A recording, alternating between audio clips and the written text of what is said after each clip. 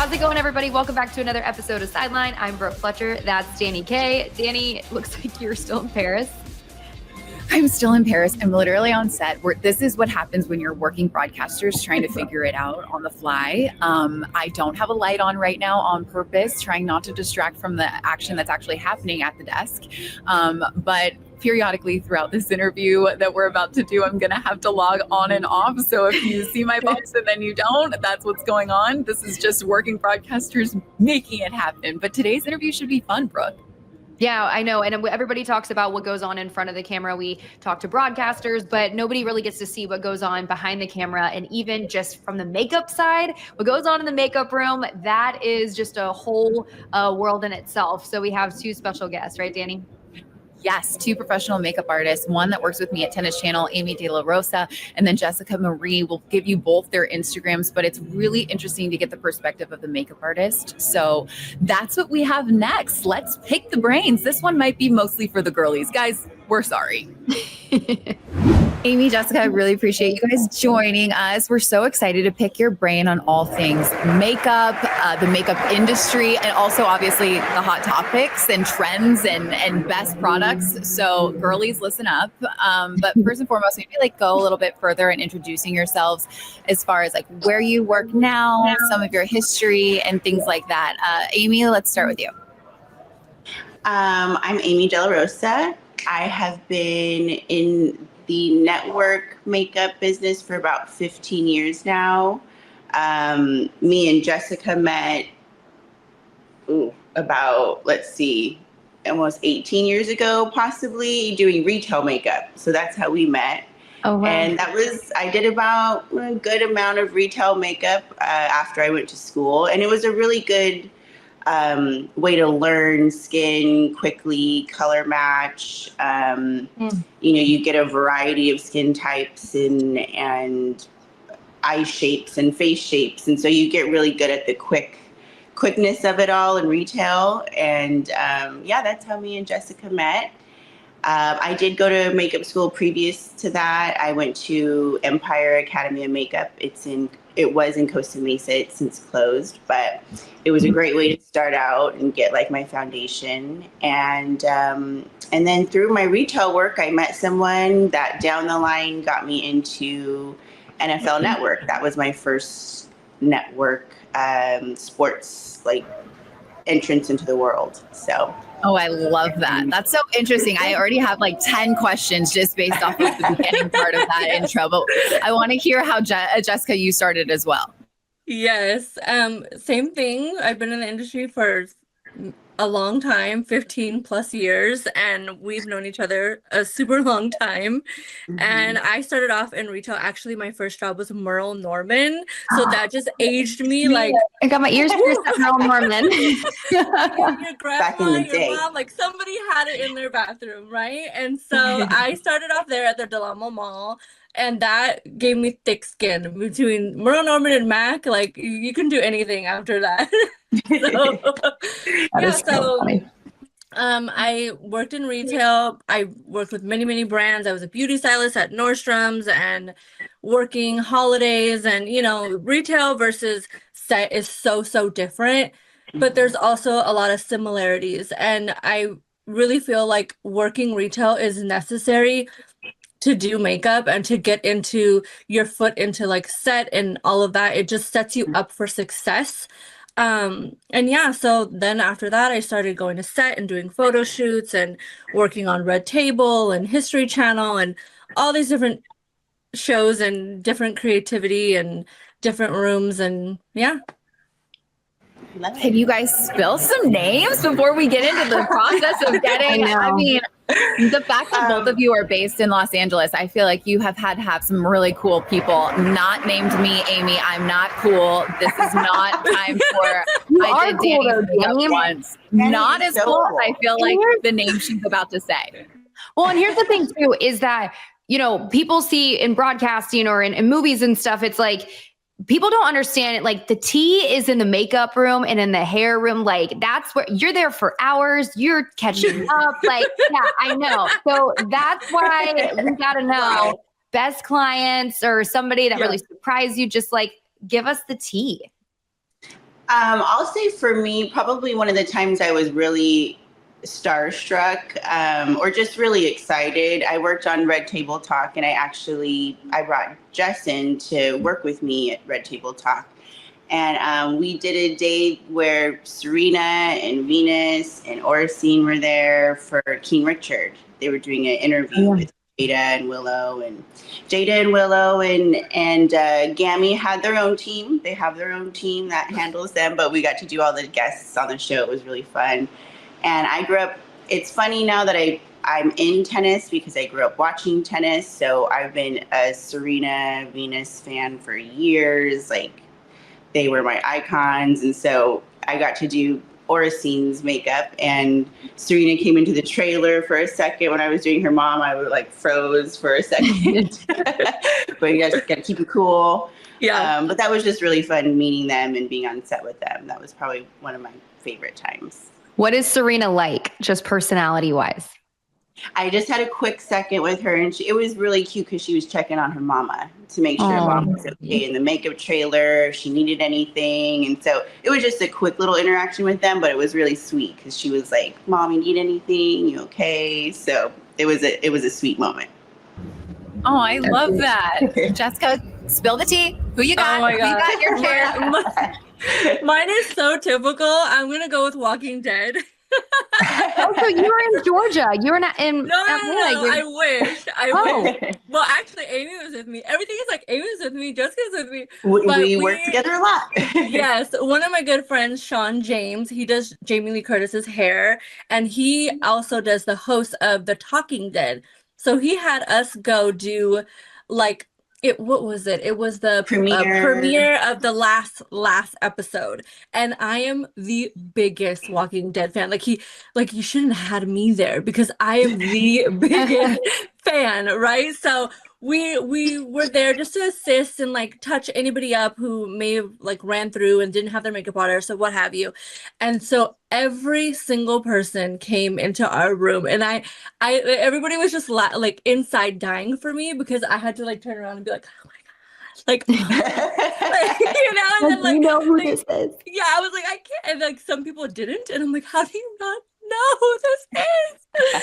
So funny. But those moments are just, and then we got to watch the last episode, and Carol was on the couch with us watching the last episode. It was just if you know Walking Dead, you just know how epic and iconic that is. So for me, that was I've made it. I'm done. I don't need to do anybody else. Well, what's funny, Jessica, is I'm from a small town in Georgia, and that was our claim to fame. Sonoya, Georgia, where the museum and everything is they would film The Walking Dead. You get it. I haven't been to the museum yet, but everybody, that was our little claim to fame and down in Georgia. But no, I mean, that's just so cool that you're able, especially being a makeup artist in this industry, you're able to brush shoulders with so many different stars. You don't know where it's going to lead you. I mean, it has to be so surreal when you're so starstruck, you're having to play it cool, right? And have you gotten any weird requests, or how particular are people with their makeup? Very. I mean, it ranges. Some people are I don't care, do whatever, they're very easy. And then other people are, it's step by step by step by step. Really? They want you to do it exactly. And I try to put myself in the actor or the host shoes when I have them in my chair, even when I'm working with Dani, or where we work at Tennis Channel, they're trying to concentrate on their jobs. They're trying to get their mind right before they go and do. Oh yeah, I'm so serious, Amy. Serious all the time. Serious business. But I try to put myself in their shoes. So I wouldn't want a lot of fuss or, someone kind of fawning over me right before I'm supposed to go on set, or right before I'm about to go do a speaking thing. So I try to just be as chill as possible. And I think the more you can be calm in those situations, it's hard because inside you're kind of but just trying to be calm is always the best thing, because people can tell when you're a little nervous or you're just a little taken aback, but the more calm you are, the easier it is, the smoother it goes. But it's hard in some circumstances, for sure. There's a lot of stuff going on in my brain. Well, you pointed out something, both of you did, about how there's a difference between retail and then being on set. I'm curious, is there a difference between doing someone's makeup for a speaking engagement versus when they're in front of all these lights and the different types of makeup you should go for? I'm assuming there's a difference, but Jessica, I don't know if you want to start with this one, but what is the initial... Tell us some of those differences, because Brooke and I are probably a little too naive to know. No, for sure. There's definitely a difference. I would say skincare, like prep is like number one. You have to have a smooth surface, textures, everything. So starting with skincare, primer, setting spray, you're dealing with lights, you're dealing with outdoors, humidity, sun, the lights from the cameras in the studio, different skin tones. So there's a lot of variables that are going to impact what you're going to choose as far as prep and delivery when it comes to makeup. So you're not just doing like a counter makeup that you would do on somebody who's going to like an event. It's a lot different. Yeah, I would say the biggest thing with like TV makeup,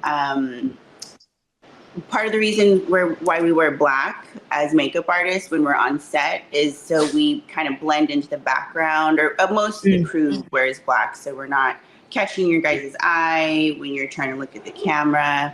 Like I'll wear brighter colors when our sets outside versus like working in studio. Because the way the lights hit in studio are so different. Like if you have a blue fluorescent background or a green fluorescent background, it'll look like I didn't put any bronzer on or any blush on. And I'm like, I know I put some blush on her. Why? Yeah. Why does it look like it? So like checking the monitor is super important. Having a good relationship with your lighting people. Because sometimes things can be adjusted on the lighting side for more of a beauty light. But the fluorescent lights on set, I think, like sometimes it looks like people have a lot of makeup on in person, but then on set it looks normal, flawless. Well, it's so funny because when Dani and we worked together at a network and we were on different shows, but to your point, like when you're watching the monitor in the back, you're like, man, I thought she looked good, but sometimes even the monitors, right? Like the way the settings are, and so it might not reflect truly what the person looks like on camera. That's so true. Yeah. We were just saying that last night, actually. We were like, some of the monitors look different. And then when you see it in person versus this monitor or that monitor. So I think definitely, especially blush, right? Wouldn't you say like you put a blush on and you're like, holy, where did it go? Yeah. I know I put some on, but it's not showing up. Well, and I know, like, I used to do pageants, and so kind of like on stage too, it's like you use certain products. Like, I know I love the Armani, or what was the one that like everybody loved, but it was very sheer, but that's like good for the daytime, but it doesn't necessarily... Yes, the luminous silk, but it doesn't necessarily translate well. So we would use a lot of like Makeup Forever because it's like thicker. So I'm curious, like what products do you, like if for people watching, women in broadcasting or women on camera, like what are some good brands that, like last long, that look good on camera, that don't have the shimmer? Which ones do you guys recommend, like go-to products? I'd say the brand right now that I feel like is in a lot of makeup departments that I see is Charlotte Tilbury. That I think it's beautiful skin. It's in that squeeze tube. That one I feel like is a really happy medium for a lot of different skin types. It looks really pretty on the skin. It blends really well. And then we also have like those Makeup Forever little foldable, they come with a cream blush or contour or highlight. Those are nice. It's always nice when I know you do your makeup a lot on your own. I like things that like are easy to carry and have multiple things in one palette. So those are nice because you have like a contour, a highlight, a cream blush. Makeup Forever is pretty tried and true. I feel like for set, they have great HD foundations and concealers. And if you're more of a natural girly, I'd say 𝗂𝗂 is a really good one if you like to go like the clean route. I've used it on set. I've used it in photo shoots, and it's great coverage. And it's if you like being on that cleaner side, it's a good one. I've heard good things about 𝗂𝗂. Jessica, what about you? Really, for me, it's one size. One size. Like, can I show this on camera? Yes. Okay. Please show us. Show us the goods. Okay, wait. One Talk about size. it first because I got questions. Okay, one size. Okay, no shade, but Mac was that girl, and she's always gonna be that girl, always, right? Like forever. But today we are all about one size. I cannot rave about this enough. It's literally the glue for the face. Just that's what it is. The primer is amazing. It's gonna lock it in. Sweat, heat, cry proof. It's bulletproof. It's everything. The setting powder is really Yes, good. the setting powder, all of that. I love one size. And also, I love YSL. The all hours speaks for itself. It's gonna last all day long. But it's not for everyone. Like Amy was saying, like mature skin, you know, everyone is gonna have a product for themselves. And I feel like 𝗕𝗏𝗃, the clean beauty, you have to like style step when it comes to makeup. So I would say this is like a great set makeup, but again, it's not for everyone. So it's funny that you say with the one size because like Dani, I know she's in studio, but she's also outside for tennis and it gets super hot. I'm outside during the height of summer baseball season. And it was funny. We have makeup artists on set and I was using like this e.l.f. product, but it was like the glow, the dewy stuff. And she was like, honey, you look like you just like Bat it down. Bat it down. Yeah.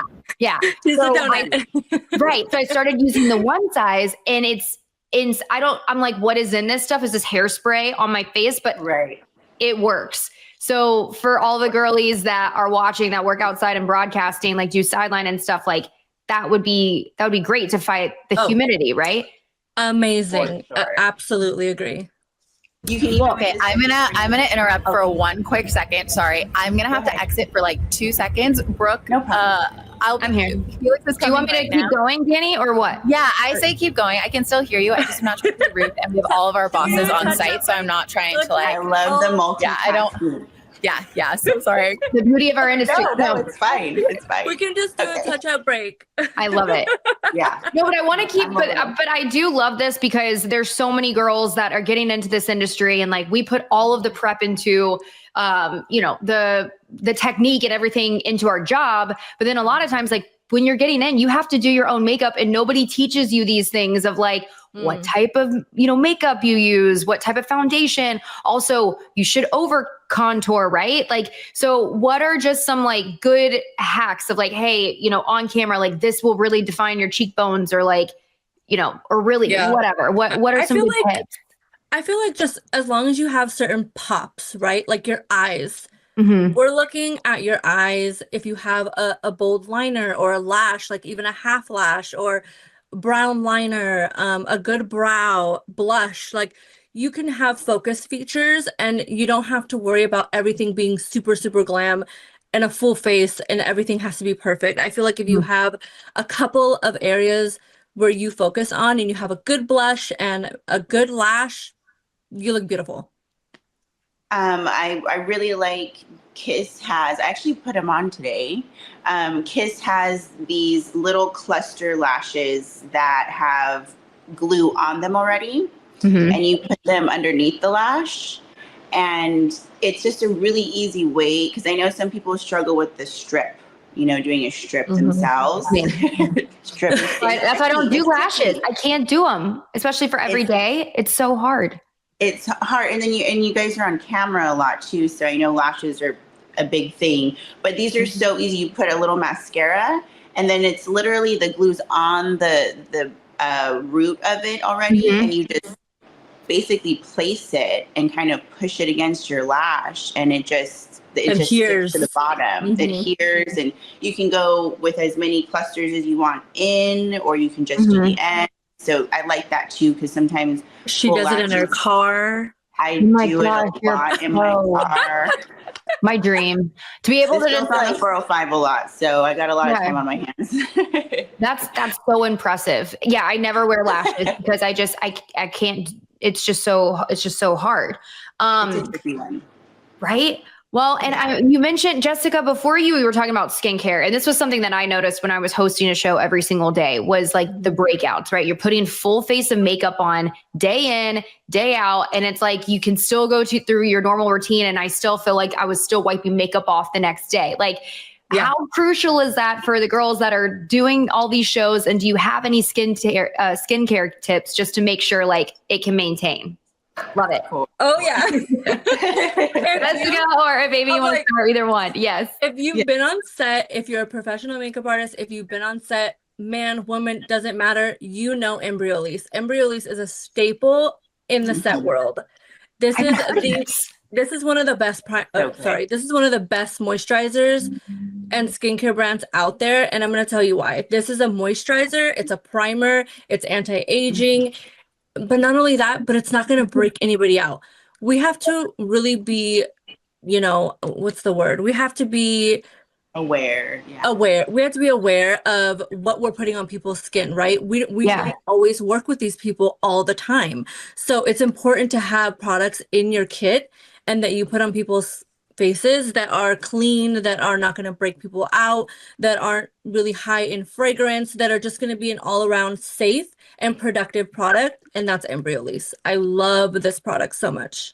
I'm taking notes. They're good. Yes. The moisturizer is good. They have and the serum is so good. Oh my god, I love these serum. I will say I lather my skin in serum. I mean, morning and night I do a hyaluronic serum, the niacinamide serum. I love Medicube, like Korean skincare. I've gotten really into Korean skincare. So one thing for taking off makeup, because it is, I do feel like that's an area where people who are on camera a lot, it's like you're kind of left to your own devices once your makeup's done, hair's done, production's done. Right. And I know people go to makeup wipes a lot, and makeup wipes can work for some people. They can break out other people. It's a little tricky with makeup wipes. They can kind of dehydrate the skin a little bit. I like a makeup removing balm or like an oil to break everything down first. That really kind of gets in all the nooks and crannies. You just do your lashes, your lips, everything. It melts it all down. And then I'll usually use like a very gentle cleanser after that to just get the excess of it. And a toner, anything to get that little excess off. But I feel like a balm or a makeup cleansing oil really helps break down the layers that are put on for a studio. That's a good point, because I found myself, it took me like a year to finally figure out, okay, whether it's an oil balm or wash my face twice, right? Like just when you think you have it off, like do it one more time. And that's when I felt like like those products are gentle, because you don't want to strip your skin too much. But that's why like the cream cleansers, a balm, an oil, it helps keep the balance of moisture in your skin, so you're taking the makeup off without stripping your skin. Because you feel instantly moisturized once you cleanse that balm off. Your skin already feels moisturized instead of feeling stripped and dry, right? Exactly. It just gets in all those waterproof little areas, that liner and everything. It helps really break all that down. Yeah, I know. My makeup artist, I would come back the next day and she would still wipe me, or she would cleanse me before she does it. And she's like, "Oh, you missed some spots." I'm like, "I'm sorry. We all do. My best morning, but this is all do. Yeah, no, but this is so good for the girls, because again, there's no handbook for this when you get into the industry. People just expect you to know how to do makeup. And if you're not a makeup girly, I give a lot of credit to pageants. That's how I kind of learned how to do it when I had to do it on my own. But this stuff is super helpful. And especially there's a huge difference, especially now that we're in the clean girl era of makeup. Right. And so less is more, but that doesn't necessarily sometimes translate onto TV.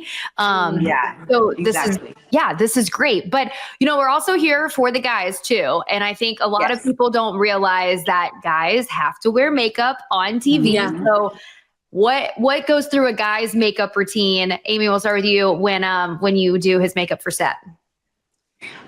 So really funny. Most of the time just starting out moisturizing because guys don't really moisturize very much. So just putting moisturizer on at first, they're like, oh, my skin feels so good. You know, like it's like a new thing. But just starting out, always moisturizing everybody first, because makeup on top of dry skin looks cakier. You see more pores, you see more wrinkles. So making sure the skin's hydrated first is always, with men and women. With men, I tend to ask them, and with women, a little bit about them first. If it's someone I'm working with for the first time, do you tend to be a little oily? Do you tend to be a little dry? If they're like, I don't know, you're probably more in the middle. So that way we can choose which moisturizer, one that's a little bit heavier if they're drier, a little bit of a lightweight one if they're more on the oily side. Oh, hi. She's back. So moisturize is like a revelation to guys because they don't moisturize. So just that can improve skin. And then they always need an anti-shine. Guys get a little oilier hairline, like T-zone can get a little oilier. So MAC has a great 24-hour primer that we use on a lot of guys. Kryolan has a micro HD primer I use a lot for men. And it's keeping it simple. It's case by case. Like some people need a little bit more concealer than somebody else. Someone, doesn't hardly need any concealer. It's just a little powder on top. Trying to keep the men looking like men. I like to joke with guys at first when they're nervous sitting in the chair when they've never. Well, that was what I was wondering. Is like, how are they like?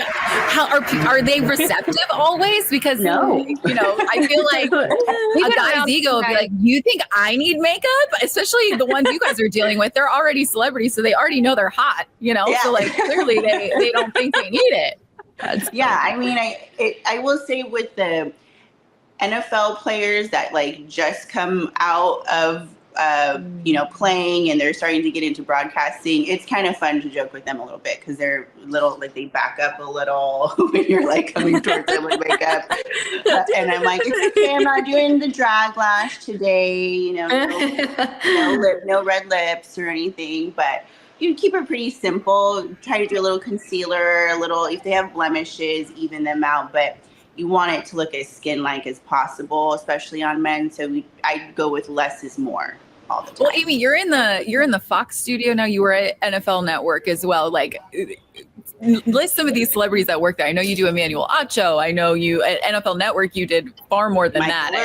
And Kurt Warner and great job. LT and TD and a lot of like Hall of Fame guys in at NFL and at Fox. There's I will sometimes fill in on their morning show and do Julian Edelman and Gronk and Charles Woodson.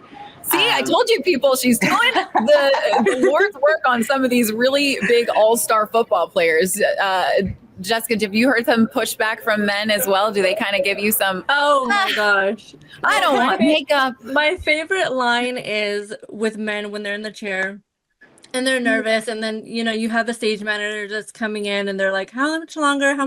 Yeah. And then I hit him with the 2 more minutes, and then I pause and I say, in football time. And then it just gets them going. It's just like, I love that. And then they're like, okay, I can trust her. It's so funny because our coworkers, and at first, like you mentioned, they're so hesitant, and then you put the moisturizer on, they're like, we're good. Like, we don't need to. And then they see themselves on camera and they're like, why am I so oily? Like, why, and it's like, well, because you need the makeup, You need a little the anti-shine, a little powder. Yeah. You're still a man. No. Right. Exactly. Yeah, it's all human. That's hilarious. I do want to ask you guys too, because I feel like it would be tough, especially if any of our listeners wanted to take this route in the sports industry, because I think that's another thing Brooke and I just want to highlight to people, that it's not just you're on camera and that's it, or you're an athlete and that's it. Like, there's so many other avenues in sports that you can get on. So I'm curious if you're like, I know, Amy, you talked about going to school. I know you both talked about being in retail. How does someone make the move from doing their own makeup in their house and being pretty good at it, or doing makeup on their friends. Like, how are you advancing each step? Can you kind of talk us through that process? I know the two of you probably both have answers, so whoever wants to answer first. I would say take all the jobs. Like, you have to start off by taking anything and everything. And the more you put yourself out there and the more you make relationships, the more people are going to call you back, right? And I also think it's about personality and how you carry yourself on set, on a shoot, in a wedding. Whatever the environment is where you're going to do glam, it's how professional you are. Are you on time? Is your kit clean? Are you reliable? Do you have good energy? All of those things matter, and people pay attention. And also what I've learned is you never know who you're going to circle back and meet later, and you know, that assistant or that PA, or just never know who's going to be who, right? So just keeping good relationships with everyone, because you just never know who's going to hire you and who's going to progress and who's going to lead you to your success. Yeah, I think that's a great point. Taking everything, it's tough in the beginning because you're taking a lot of odd jobs, you're taking jobs for no pay, low pay, and it's just so you can get the reps, get experience, learn how to be on set. It's not, no one really teaches you that etiquette. You like slowly learn it on set. And I do think like the customer service you learn in retail translates onto set, because you are kind of customer servicing your talent, and even, you know, your team you're with, your production team. So all those same skills kind of come into play. And just really like, it's tough at first because you are just trying to meet people. You're trying to take any shoot. You're trying to get some images so you have some content. I mean, I came up before social media, so it's still a weird world for me. I'm still learning all of it because I just didn't come up that way. So it's something I'm learning now, where, you know, people coming up now have that platform of social media, or they're a little bit more comfortable with it. The world that has changed everything. Social media has changed the game for our industry in particular. So it's really putting yourself out there, making good relationships. I happened to meet somebody in the retail world that actually got me my first job in a network, but it was like 5 years down the line. So to Jessica's point, you just never know who you're going to meet and how that's going to pan out. So you just do the best job you can with your work and with your relationships, and staying professional, I think, is really key, because I think in our industry that can kind of, you know, someone's late, or their kid is dirty, or they're just not being professional on set. People watch that stuff. So you want to build a good reputation for yourself.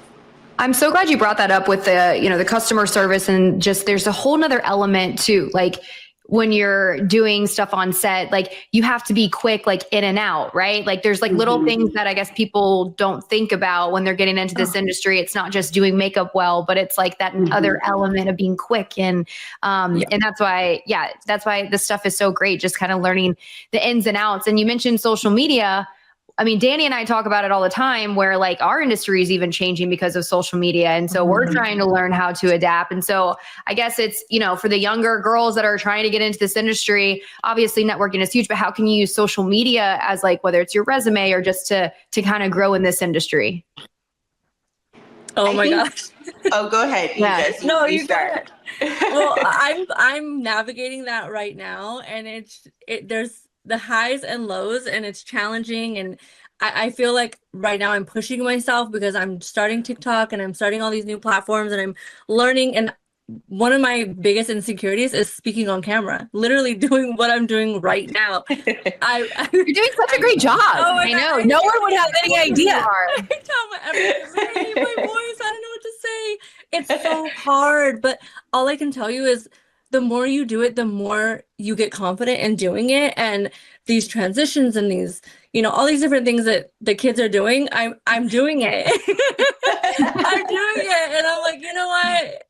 You just go for it. And I feel like there's so much opportunity when it comes to social media and Instagram, and you can just get more jobs and have more relationships the more you are on social media. Yeah.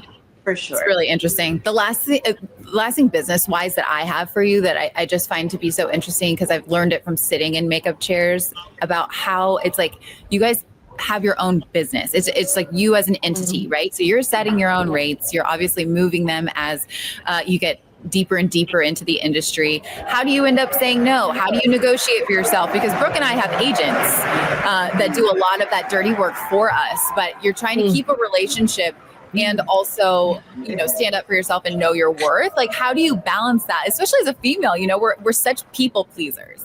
Yes, it is. It's probably one of the biggest challenges, to believe in yourself enough to set your rate at what you know that you're worth.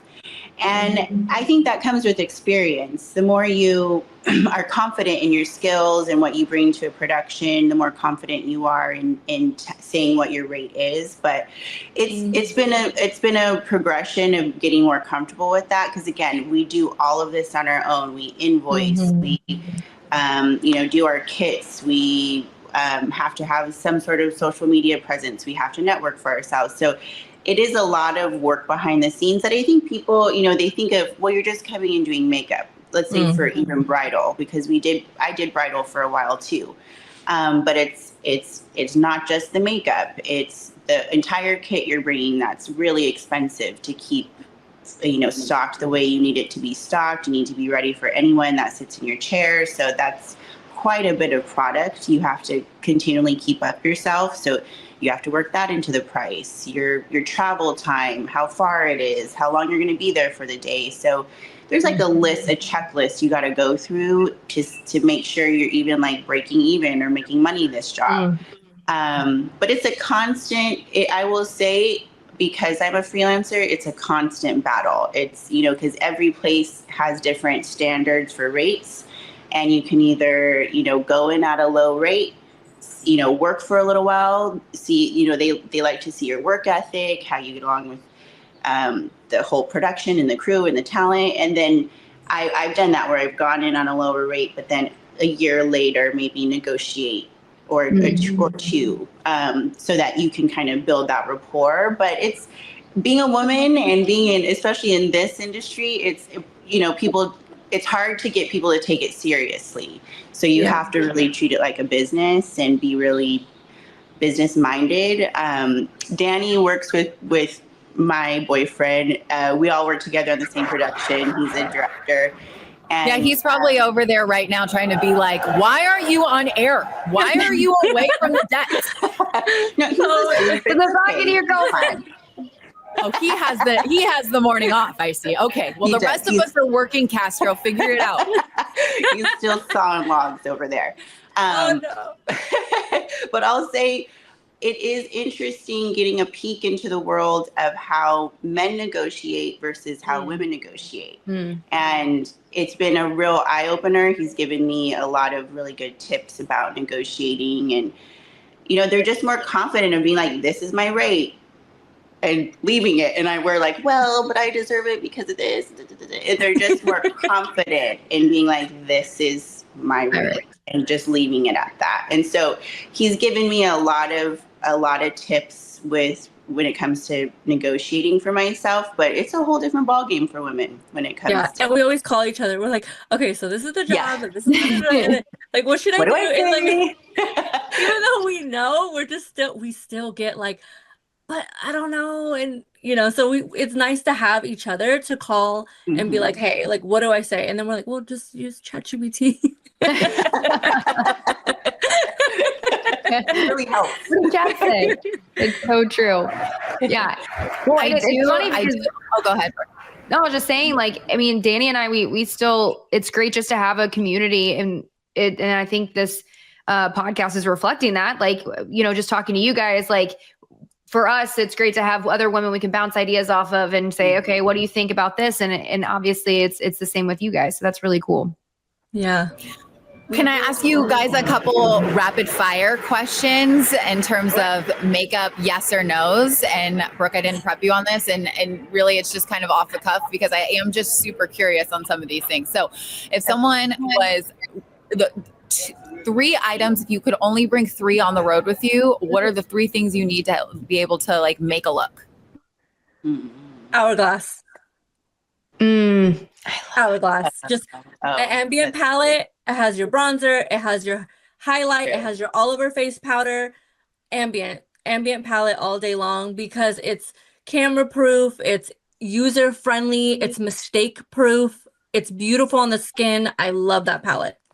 I'm taking notes. It is so hard, Dani. That's a tough one. I'm a moisturizer girl. I like my moisturizer. I gotta have my brow pencil because I have issues with that.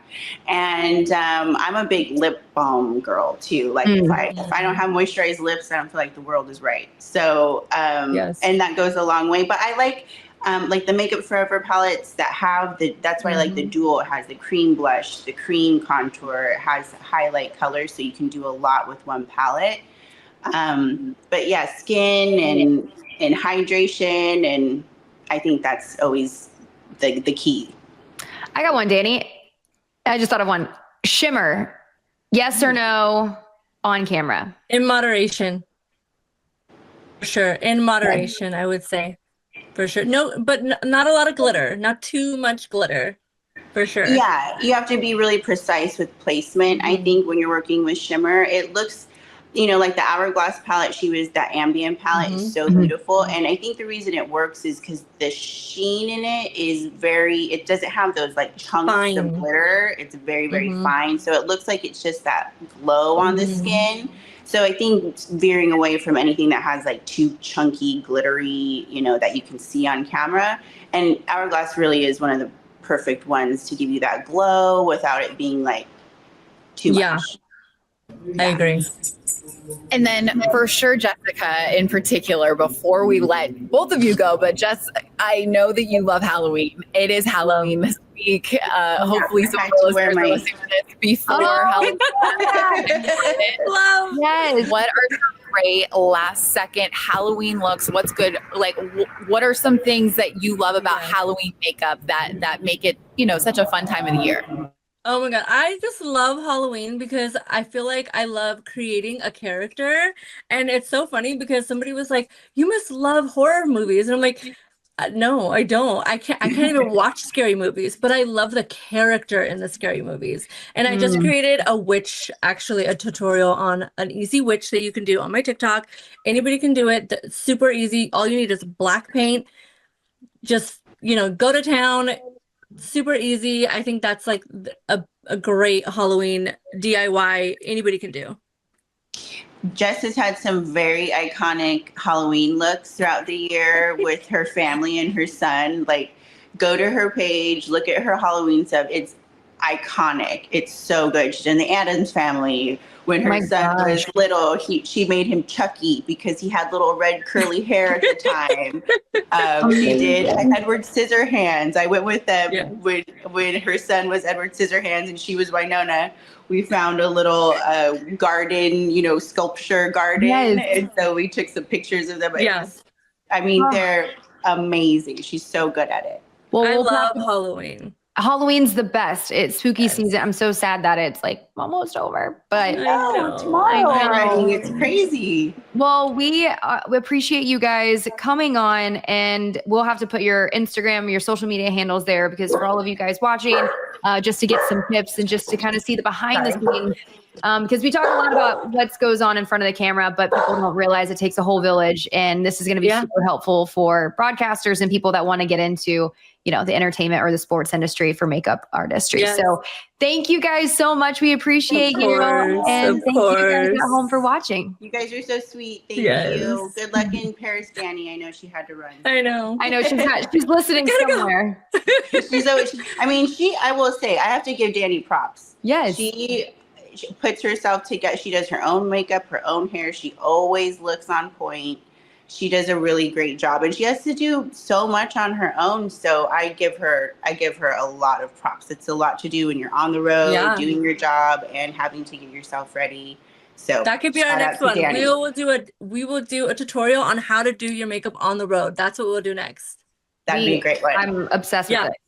I'm telling you, the girls, they're trying to figure all that out. That would be amazing. And the products you need, this is great. And we already got some good products, and we'll post it on our socials. These are all great recommendations. So thank you guys. Yes. Thank you. Thank you so much.